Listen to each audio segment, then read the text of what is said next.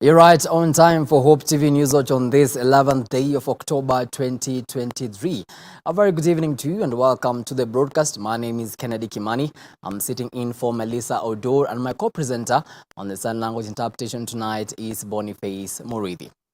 Now, Interior CS Kithure Kindiki has said that no police officer should serve in one station for more than 3 years. While responding to questions on national security issues at the Senate today, Kindiki said that the decision was adopted as part of the police reforms presented to President William Ruto by the Police Reforms Task Force 2 weeks ago, adding that police officers who fail to oblige will not receive their salaries until they transfer.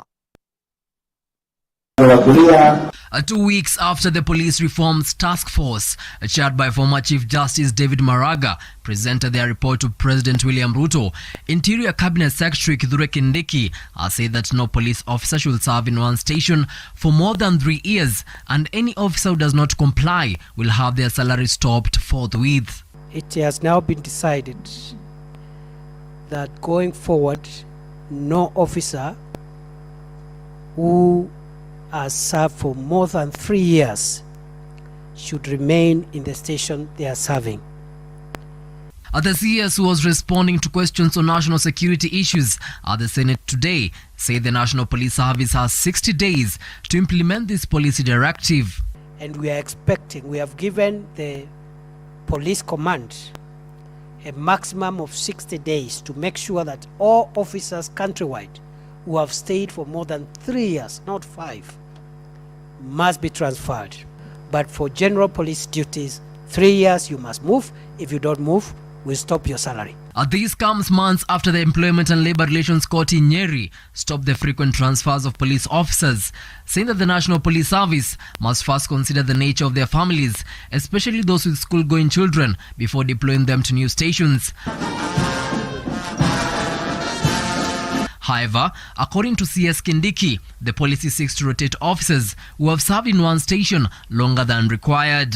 And for those doing sensitive operations, normally we move them after 1 year because the kinetic work and operations they engage in are extremely demanding. After 1 year, we rotate them so that they serve, even if it's within the same sensitive operations, but in a different station every year. Kennedy Kimani, Hope TV Newswatch, Nairobi. Away from that, and President William Ruto has ordered the board of the Kenya Forest Service to sack 23 corrupt officers immediately.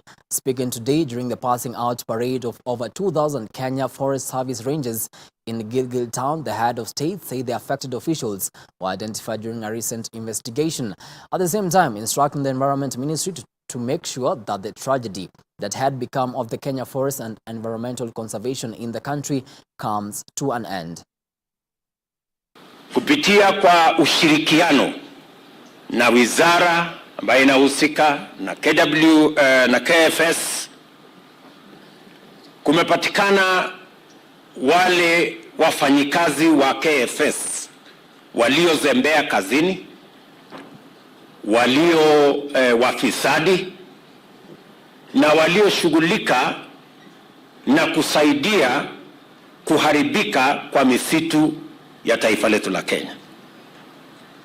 Na nimeamrisha bodi ya KFS, hawa wote waliopatikana aidha wakizembea ama wakijihusisha na ufisadi ama wakichangia kuharibika kwa misitu yetu, wote waondolewe kazini na wapelekwe kotini. Wamepatikana tayari forest managers and forest rangers 23. Those who have been found either compromised, incompetent, or engaged in corruption in this space that has led to the destruction of our forest assets, I have instructed the board to remove them from being officers of government and workers of government, and as the DCI is concluding investigations to make sure that these people are prosecuted. Former Trade Cabinet Secretary Moses Kuria has officially handed over to Rebecca Miano, the former East Africa Community CS. The two are among 8 cabinet secretaries moved by President William Ruto in changes announced by Chief of Staff and Head of Public Service Felix Koskei last week. In the changes, Kuria was moved to the Ministry of Public Service Performance and Delivery Management. In his speech during the handover, Kuria said he had set the country on the trajectory of economic revival while he was the CS for Trade. Here's our very own Veronica Wanjiro with the details.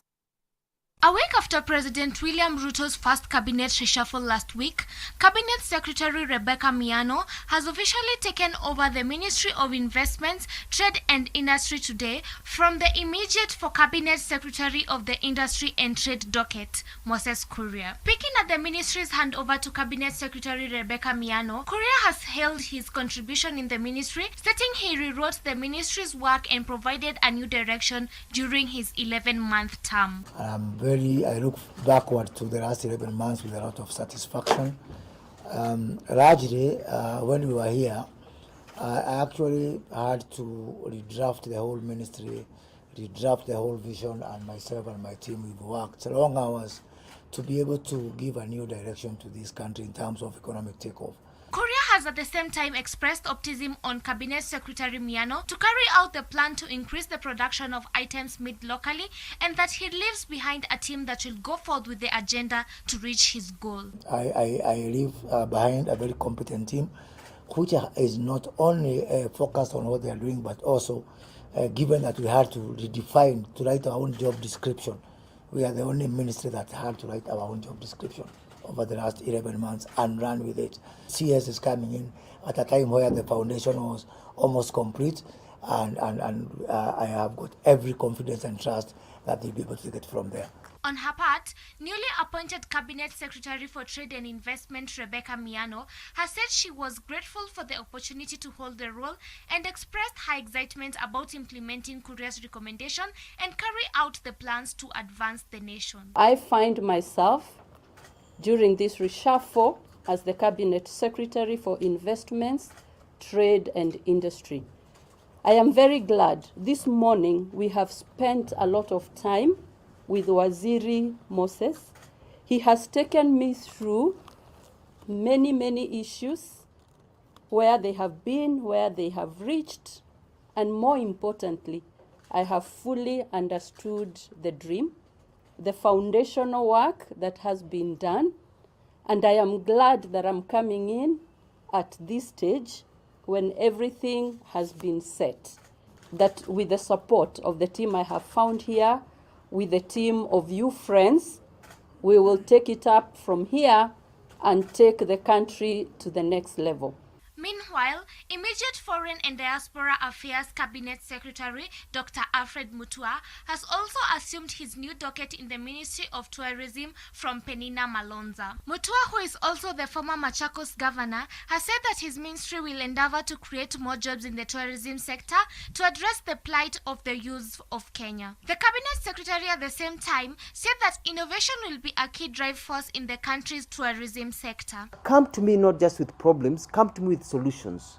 Come to me with new ideas, out of the box ideas, crazy ideas. The crazier the idea, the more I like it. Because we really have to think outside the box to reclaim tourism to where it was for many years, before COVID and even before then. Veronica Wanjiru, reporting for Hope TV Newswatch. Thank you so much, Veronica Wanjiru, for that report. Interior CS Kithure Kindiki has said that the ministry will publish a list of persons they suspect are the chief architects, planners and perpetrators of terror attacks in Lamu County. Speaking today when he appeared in the Senate to respond to questions of national security issues, CS Kindiki said they will announce cash rewards for persons who volunteer information that will lead to the arrest of the suspects. At the same time, the CS has said that the government has established specialized security units so as to boost counter-terrorism efforts and safeguard the lives and property of citizens. Time, as well as also the senator who is going to be asking the question. Terror poses an existential threat to our country. We have all seen what has happened in the Middle East. One small gap in the fight against terror can have devastating effects. So we are not leaving anything for chance. We are concerned with the situation right now in Northeastern. I want to promise the country I will spend more time in Northeastern in the coming days and weeks, because we must bring back the situation and contain the situation that is evolving in that part of our country. The same with Lamu. And on Lamu, I think I had promised to be there from today, but I had to honor this house. I know I'm appearing again before many other committees of the National Assembly tomorrow, so I may have to postpone my journey for a while as I attend to these other obligations. But I can report to the country. We will fix the situation in Lamu. The terror that is being visited on the people of Lamu is unacceptable. And before the end of this week, in the next 2 days, the Ministry of Interior is going to publish those suspects that we consider to be the chief planners and those who bear the greatest responsibility in planning, financing, and orchestrating the violence that has visited Lamu County in the recent weeks. And we will be calling on the people of Kenya to give us information, and we will reward information. We will reward financially information that can help us apprehend those dangerous criminals. In the alternative, we will be giving notice to those criminals to surrender to the authorities, to the nearest police station, to the nearest military camp, to the nearest government office within a given time frame. And we are going to do that announcement before Friday. In the alternative, if they do not surrender, we will look for them and we will find them. And when we find them, we will do what we must. Thank you, Mr. Speaker. Kenya joined the rest of the world today in marking the World Day for the Girl Child. Deputy President Rigathi Gachagua has urged the Ma community to embrace educating the girl child. Speaking in Narok West, Gachagua asked the community to forget the retrogressive culture where a girl child was married instead of being sent to school. Weke pesa kwa mambo ya masomo. Hasa ningetaka kuomba nyinyi jamii ya Ma, hawa wasichana wetu, tafadhali tuwapatie nafasi wasome, ndio watakuja kujitegemea huko mbele. Yale utamaduni tulikuwa nayo pale mbele ya kufanya waolewe wakiwa wasichana wadogo bila kupata nafasi ya kusoma, ningeomba jamii ya Ma, hiyo utamaduni umepitwa na wakati. Tukubali zote, tujenge mashule, tusomeshe hao wasichana wakuje kujitegemea hapo mbele, wasaidie wazazi wao, wakuje kusaidia jamii ya Ma na wakuje kusaidia taifa la Jamhuri la Kenya. Kama county government tutakushika mkono, uendelee, uanzishe kwa shule, kwa kila primary, tuwe na secondary school. Hata hapa mimi na MCA tumeanza hapa Ngoilale, tumeanza secondary hapo pia kunaendelea. So that kila primary school iwe na secondary school. A Nairobi court has acquitted Water and Sanitation Principal Secretary Julius Korir of charges of assaulting his estranged wife Evelyn Koech while pregnant for lack of evidence. In a judgment rendered by Dolphina Alego, freed PS Korir after the DPP failed to prove the allegations against him that he assaulted Koech while naked 3 days before her delivery at her current house in Nairobi on the 17th of September 2022. Magistrate Alego also ordered that the 20,000 shillings cash bail deposited in court be returned to the accused. While acquitting Korir, the magistrate noted the evidence given by the prosecution's witness had a lot of inconsistencies, as Koech did not allow the law enforcers to do their independent investigations in the case. She also averred that she was employed as a nanny in this house since 2018, yet in examination in chief, she says that she was employed in 2015. She confirms that she has all along been paid a salary in cash and not any other means by the complainant. Yet in defense, the accuser avers that she does not know who Milka Chepchirchir is.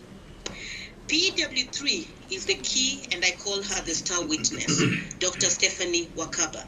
She testified that she's a medical doctor and that on the fateful day, she was at work at the Accident and Emergency Department at the Nairobi Hospital, where she works. She testified she received a patient by the name Evelyn Chepkorir Koech, who came in with a history of physical assault. She attended to her as a doctor and confirmed that she had bruises with lina impressions on her neck, on her back, right butt area, and scratch marks on the left forearm. Astonishing, she gives in evidence of a video she took with the complainant's personal phone, which is brought in court as evidence of the offense, yet her evidence was to confirm what she administered to her patient on the fateful day. PW5, the IO, seemingly was acting on instructions of the victim and could not do an independent job. Eventually, PW1 did not produce a P3 form, nor the said weapon used to assault her, or even the said blood-stained clothes. Forensic evidence was huge in this case to confirm the offense, yet it should have been the other way around. Assault is visible, and this does not need a confirmation via CCTV footages and personal phone photos, as the case may be. In view of the foregoing, this court finds that the prosecution have not proved their case beyond reasonable doubt and to any threshold, and this court finds that the accused herein be discharged under Section 215 of the Criminal Procedure Code unless otherwise held in law. As the world today marks the International Day for the Girl Child, human rights advocate group Awareness Against Human Trafficking today held a walk to raise awareness on the plight of human trafficking victims, most who are women and young girls. Speaking during the event, Heart Kenya Head of Prevention Miriam Mangoka called for more awareness as many victims are naive. On his part, Nairobi County Chief Officer in charge of Social Affairs, George Motiso, has called on the county government to combine efforts to counter the menace. According to Heart Kenya Head of Advocacy, Winnie Mutevu, there is a need for better policies in the county to combat human trafficking. We are raising awareness to the public, to the community on what human trafficking is, and then also where they can get assistance should they fall victim of human trafficking. We are also marking the World Day of the Girl Child, looking into how girls and women are highly at risk when it comes to trafficking. So our goal is to be able to reach as many people as possible, to encourage them to understand what is human trafficking, how can I identify a victim of human trafficking, where can I get help. If I'm a government agency, what role do I have to play when it comes to preventing and protecting? How do we support victims of human trafficking? How do we protect children from falling victims of human trafficking? Locally, it's very hard to define the statistics because one, very few victims of trafficking actually report their cases. But when we look at the clients we have in our database, over 70% of them are women and girls. Human trafficking is not just about countries, it is also inter-counties, and we are pretty much aware about that. As a county, we have agreed that we need to create awareness, we need to involve people and make people understand about human trafficking, the dangers, what they need to do and what they need not to do. We have other counties that are also falling prey to this. We want to work with counties, not just Nairobi, Kiambu, Machakos, Kajiado, even Kisumu, as far as Kisumu. so that we can have programs that address issues as counties about human trafficking. And the call to action for the other counties is to look into how do we also sensitize our communities? How do we inform them? How does it manifest in the different counties across the country? Where can they be able to get help? But then most of all, looking into having policies that are able to protect our communities wherever we are at. So be it coming up with bills at the county level, really let's look into what needs to get done to protect our communities. So when you're also pursuing opportunities within the country, just look into what are the red flags. When these promises are too sweet and they're just too promising, just please, where do you get information? We have the Ministry of Labour. Go to the labour offices, go to the National Employment Authority, check out these CSOs like Heart Kenya. We have many other NGOs like Salvation Army. We're able to give you information to know, are you dealing with a legitimate opportunity or not?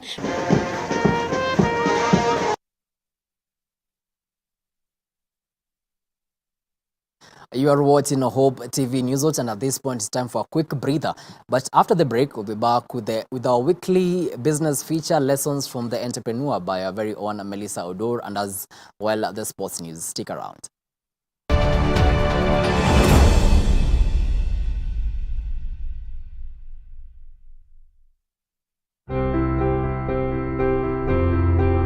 The Asian community in Kenya has been nationally recognized as the 44th tribe of the people of this great nation. For me, God is real in Christianity.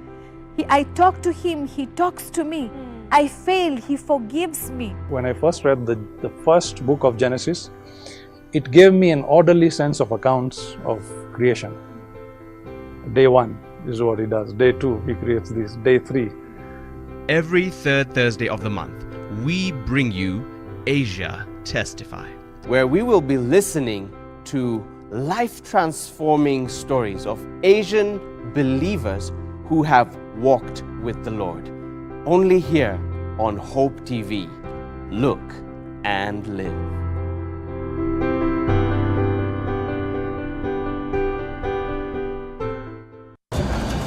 Je, ushawahi kuweka jambo kwenye mizani?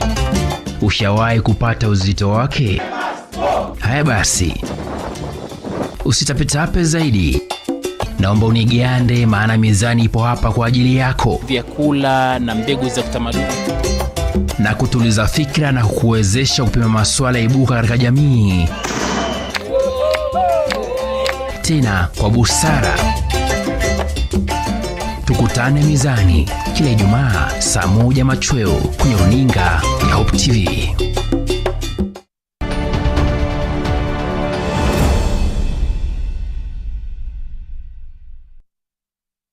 Welcome back. The second Indigenous Seeds and Food Culture Harvest Fair 2023 kicked off today at Nairobi National Museum, showcasing traditional agriculture and culinary richness. The event, uniting farmers, experts, and enthusiasts, emphasized the importance of indigenous seeds for biodiversity and food security. The fair provides a platform for sharing knowledge on seed-saving techniques, sustainable farming, and the cultural significance of native seeds.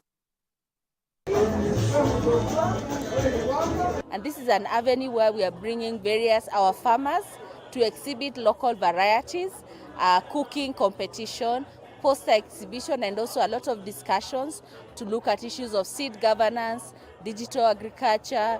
We are looking at issues of how to look at our laws and how they affect farmers and the seed and food sovereignty. And as an organization, we are here to encourage consumers that it's not too late. We can still go back to our traditional food. We can still go back to our indigenous food because our indigenous food was safe. And we say if it's not safe, then that's not food. Our focus is in 4 thematic areas. That is food and nutrition security, which is the backbone. Then we have health and social protection, climate change and adaptation and resilience. And then we have advocacy and governance. On the other end here, we are promoting urban kitchen garden technologies, so that even if a person says he doesn't have a farm, he can be able to use the available local resources to be able to plant vegetables and save that money that they have been using to buy vegetables. Cover of employment is taken off. This is often when most entrepreneurs discover that they had the skill and passion to venture out by themselves all along. This is the story of Fena Kawondi, the founder and CEO of Fendi Interior Design, as shared to our news editor Melissa Oduor on tonight's episode of Lessons from the Entrepreneur.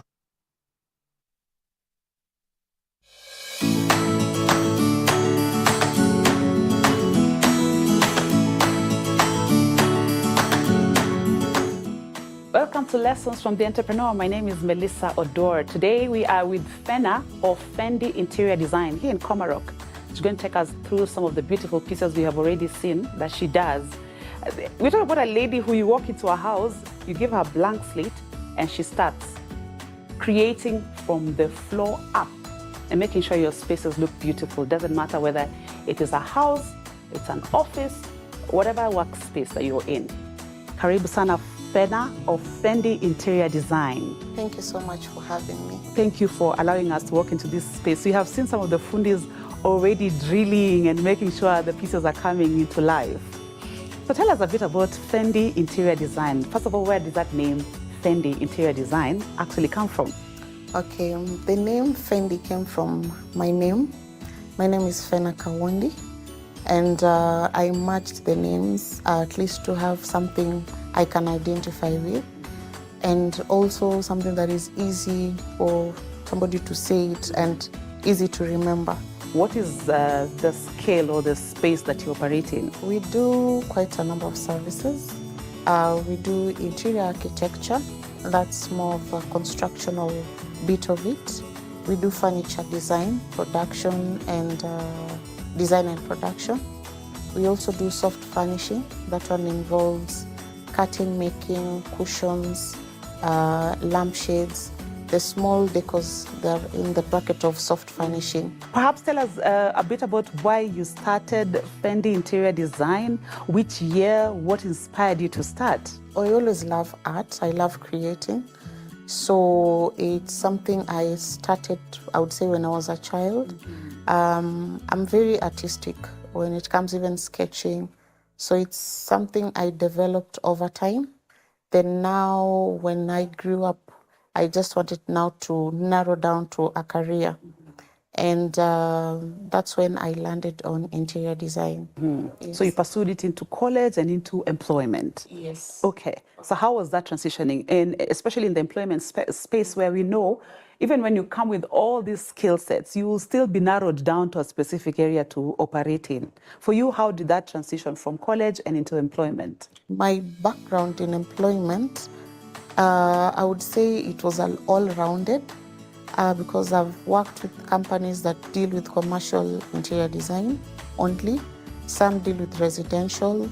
So I was able to pick skills from each and every department. And while I was still in college, I was absorbed by a company as an intern, and they liked what I was doing, so I continued working for them for like a year or two. So at least that one gave me the passion and the drill, and normally I would say it was kind of competitive with the way they were working. So discipline was instilled in us. Then I moved to another company that was interior. They were doing interior design, but now it was only sales.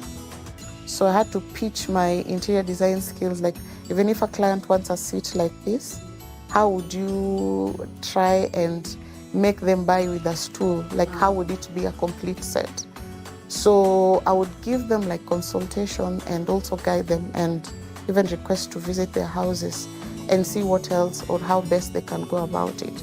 So I would say it would be a win-win situation because I'm not just selling the furniture for them, but I'm selling and giving them the reason why they have that piece. This entire season that you have been in from employer to another employer is what gives you the skill and the confidence to walk into an empty space and decorate it from the ground up. I actually love that analogy where somebody just gives you a blank slate and then you work with it. So when they do that, for example, explain to us, where do you start? What do you start with? To me, it's like an open canvas to play with.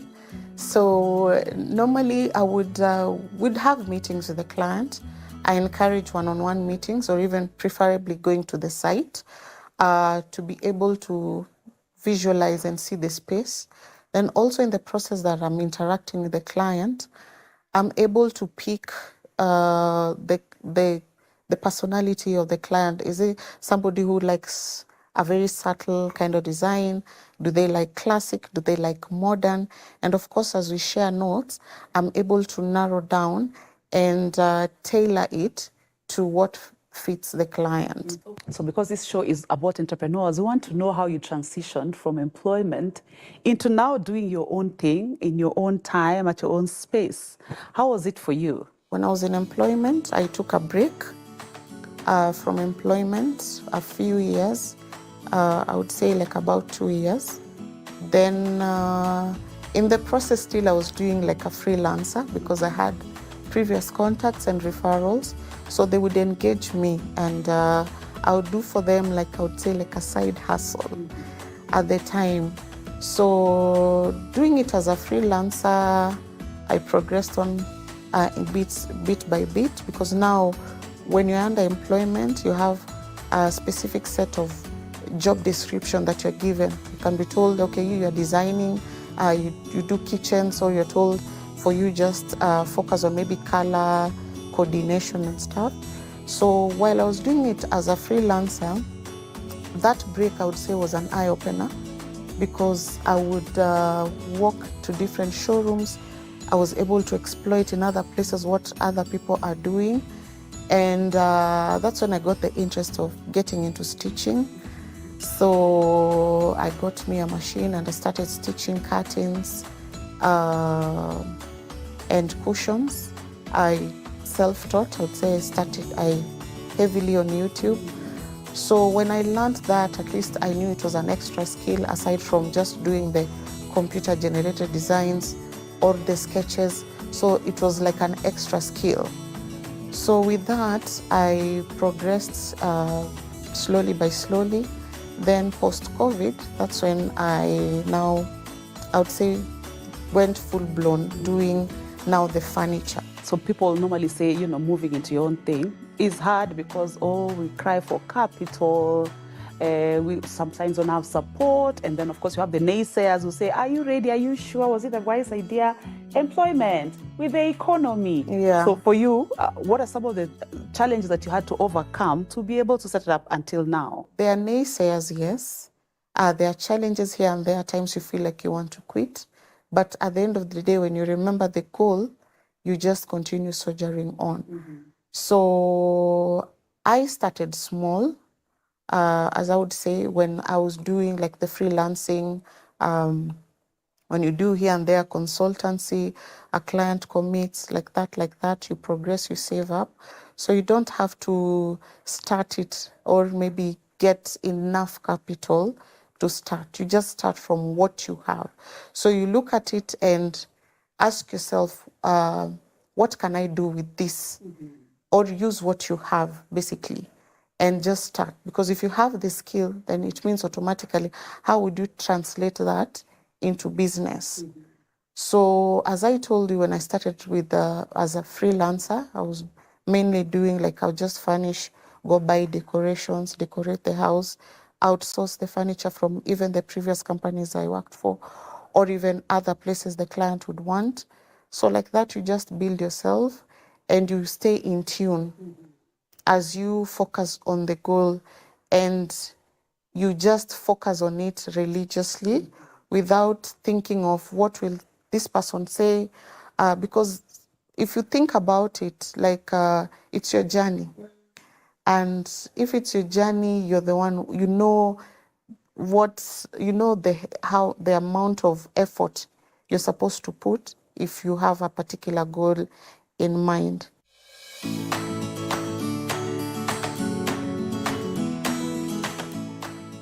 So what exactly is he doing at this point? We're seeing the seat is coming alive now. Yes. Yeah. So this is the finishing part, or he's still continuing? This one still, there's a long way to go. Okay. He's doing the sanding. Mm-hmm. So he's using different kinds of sandpaper. Mm-hmm. They're available in different grades, so from coarse to the finest. So if he's sanding it, you can see that he's folding the sandpaper. Yeah. So at least he can be able to get through the grooves and also not lose the pattern. So he has to follow all the contours of the furniture. And as he's sanding, it's a process. Actually, I would say it's usually like a pre-faced process. Yeah, because while he's doing it, he has to check it again and also change the grades of the sandpaper and do the staining. Then after doing the staining, he has to sand it down again. Then with the different woods, there's a way it absorbs the polish. So it has to be done well and make sure like it's totally smooth. What are some of the disciplines that you feel have guided you until this far, that you maybe have picked from your former employers or even from the networks that you have created over time? What I can say I've picked is discipline and consistency.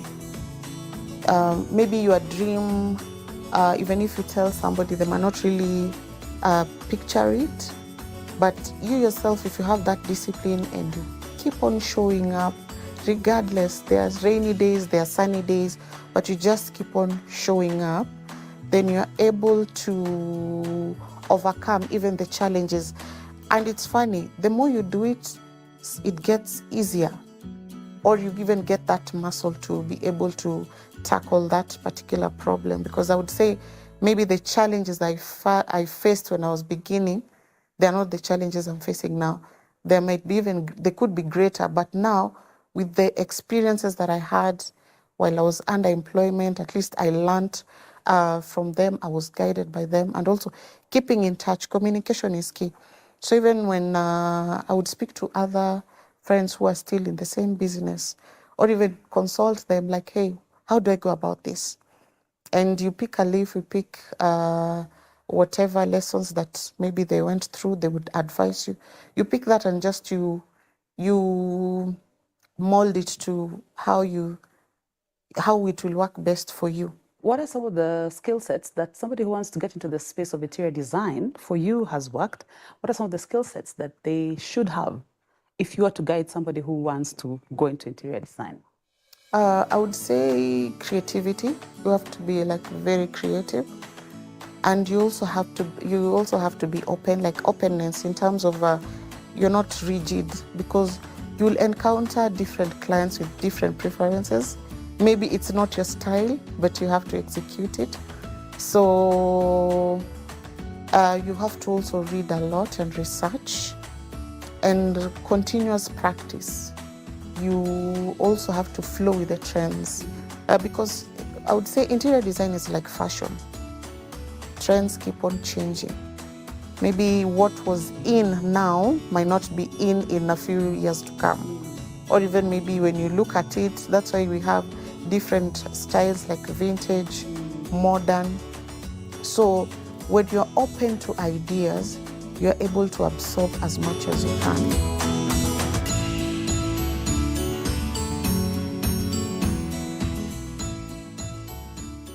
So at this point, what is he doing? This is the upholstery section. Yeah. You can see now he's dressing or dripping the chair. So this technique is called deep button. Normally a Chesterfield, it's a very, I would say, a style that is endless. And normally when he's doing it, you can see he's pulling with a string so that he can be able to achieve the creases. It's just a design whereby it usually looks very classy. And if you look at the way the pleats are folding, it gives a very neat look at the end of the day. Then of course you can always be changed to a different fabric. So this one is a brand new one. And when we're doing the furniture, we also do the repair pieces. So if a client wants the old chair to be turned into a new one, then of course we can be able to do it and also restructure the design. And also in terms of upholstery, we can always do a different fabric. So this is one of the techniques that are in upholstery. Where do you source from your materials? Tell us about that. Are they locally made? Do you import? Where do you get them? Heavily we do locally. we support local. So from the timber we get here locally, but they're imported, of course. So the raw materials that we use for the furniture are the timber. There's a wide range of timber. There's hardwood and there's softwood. For the fabrics, we also get locally. A few orders, maybe clients would order, they would import from abroad, we also do. And we make sure that it's top-notch class, because we are targeting like very bespoke pieces, so that when a client sees, they feel like it's a piece of art. It's not just furniture. When it comes to pricing of items, you know, when people see these bespoke pieces, they're like, these things are so pricey, so pricey. How do you go about it to ensure that perhaps any other client, an ordinary client, would be able to afford them, make the house look also nice, similarly to the high-end clients who are able to pay off without bargaining so much? It's a wide bracket. We absorb all clients. So I usually say, come as you are. So if a client wants a particular style and maybe they're not able to afford, there are different ways to go about it. One, for example, like for the wood, the hardwood is normally expensive, and there's the softwood as an alternative. So we give a client a proposal, like, could we do it in this way? If they're okay with that, then now we guide them through. We don't just limit the client, like if it's not the price, we don't like insist it has to be this amount. There are different ways to go about it. Even to the fabric or even paintwork, a client might want a specific kind of effect, and maybe we can get it from a wallpaper. So that one can be an alternative as a textured wallpaper, instead of having maybe the textured painting. Then an alternative can be a wallpaper, which can be less, and also we try and work within the client's budget. So maybe we can see is there a need for having a particular item. If not, then maybe we can decide to do it in phases, because the client might really want the bespoke piece and maybe they can't afford it, the entire item or the entire project. So we can even do it in phases, let's say room by room. So at the end of the day, when we are able to formulate that kind of an arrangement, a client is comfortable to also engage us. Yeah, and also for the high end, we also do the same. We also meet the client's standards. We try and make sure for the finish and the detail, we make sure we are very thorough. We take our time in also doing the products. Yeah. So your parting shot as you wrap up this conversation, what would you tell any entrepreneur who wants to jump from employment, for example, to start their own business and they don't know where to start and they want to get into interior design space? What would be this advice that you tell them you must carry with you into this space? You don't have to really be scared. Start now. If there's that drive that you feel, I want to do entrepreneurship, you just start now. You start small, however it is. Consult widely, interact with people, attend those, show up to those expos, those meetings, be able to understand, engage the right people. If you know maybe you're not in marketing, get somebody who can help you in that. Talk to them. If it's an accountant, talk to them, because I'm sure if you're in the employment space, you can have friends who maybe you can just talk about it. You don't have to maybe go directly and say, hey, I want to quit. But just inquire, maybe pick someone's brain, like, what do you think about this and that? Then you just take a day at a time. Thank you for your time, Fendi Interior Design with Fena. We are so thrilled to see your pieces and everything that you have on display. This has been Lessons from the Entrepreneur. My name is Melissa Odor. Until next time.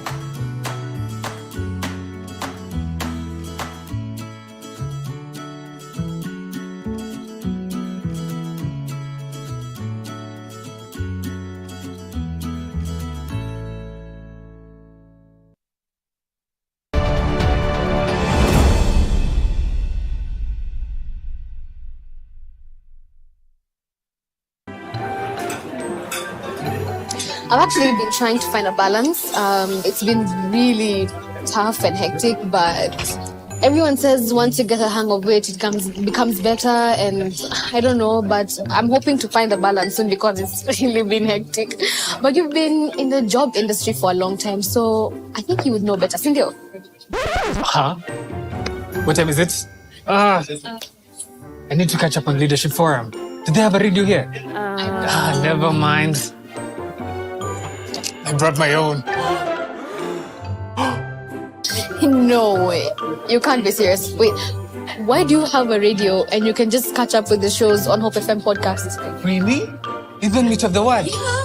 I mean, you can find them on whatever platform, name it. AfriPods, Google Podcasts, Apple Podcasts, Spotify, you name it. But I'm not subscribed on any of them. So no worries. You can just check out the latest episodes on hopemediakenya.org. You can now listen to select Hope FM programs on your favorite podcast streaming platform or directly on our website www.hopemediakenya.org. Listen and live.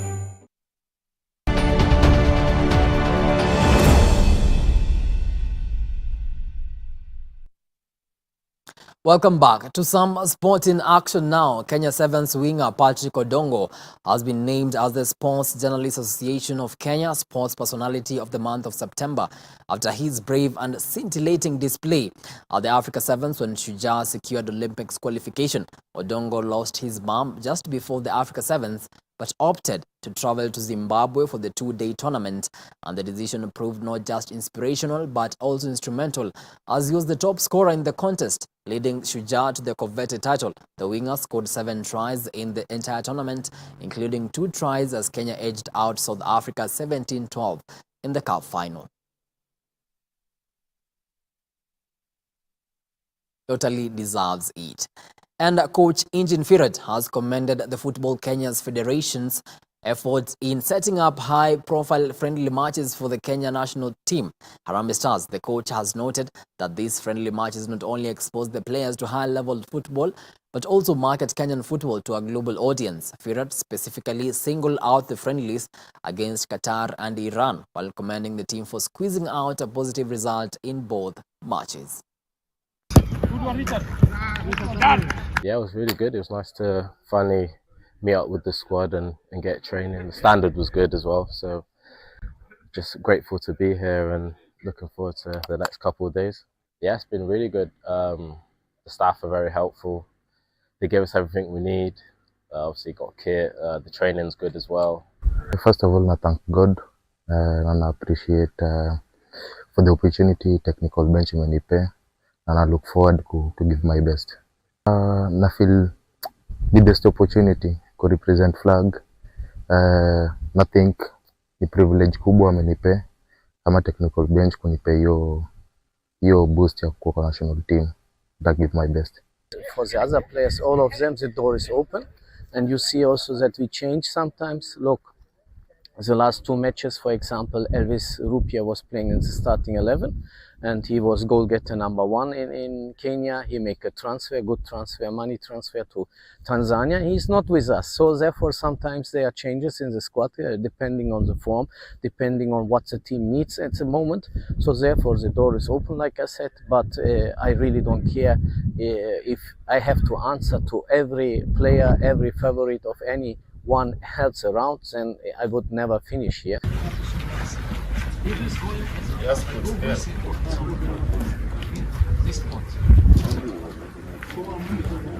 Well, with that, we come to the end of our news tonight. Many thanks to you for watching Hope TV Newswatch. We really do appreciate the value of your time. On behalf of the stellar crew that made this broadcast a success, have yourselves a blessed night. My name is Kennedy Kimani, and my co-presenter on the sign language interpretation tonight has been Boniface Murithi.